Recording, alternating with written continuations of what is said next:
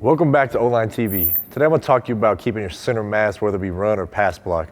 I'm going to have this monster, Josh, right here to demonstrate, go Humboldt State.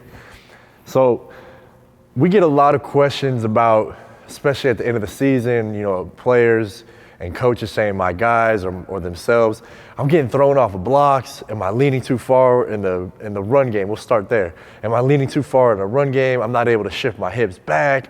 I have to keep 30% of my weight over my legs. Let's not make this a math problem. Let's just keep math for the classroom. I think I heard that today from the Charles, but let's just keep a good center of mass and don't worry about percentages and stuff for math. So in the run game, you see oftentimes offensive line athletes getting thrown off on their face. One, you're not bringing your feet, but two, you're probably not in a position to bring your feet. So if Josh is too far forward in a strong run position, his knees are bent, he's really bending at the knee, he's being a knee bender, he's not able to put the right force we need, and he will get thrown off because he's not able to put that horizontal force to the ground. He's more suited for going up and down. And it's just top heavy. We're not using our insteps, we're on our toes. And then, we often hear, I need to shoot my hips back? Well, go ahead and shoot your hips back. And what can you really do? We're trying to drive defenders. He can't drive his defender. His center of mass is way too far back. He's not in the center of mass. We want the center of mass between our feet. So your hips are in a position where they're loaded. You feel it in your posterior chain, your butt, your hamstrings, your adductors. And if you look, even though with a stagger, go ahead, face. If you look, even with a stagger, his center of mass is between his feet. It's probably at the top of this toe and the dead center of his instep in that left foot. So whether he's driving someone or getting in a position to drive someone, he's strong, he's stable, he's not going to tip left or forward or backwards, and he's using his posterior chain and he's putting force through the ground. And pass pro, same thing. Players are like, well, I started getting pulled and I try to bring my hips and I didn't bring my hips fast enough. And this is what's happening. We don't want to bring our hips. So go ahead and get in a left or right guard stance, face me.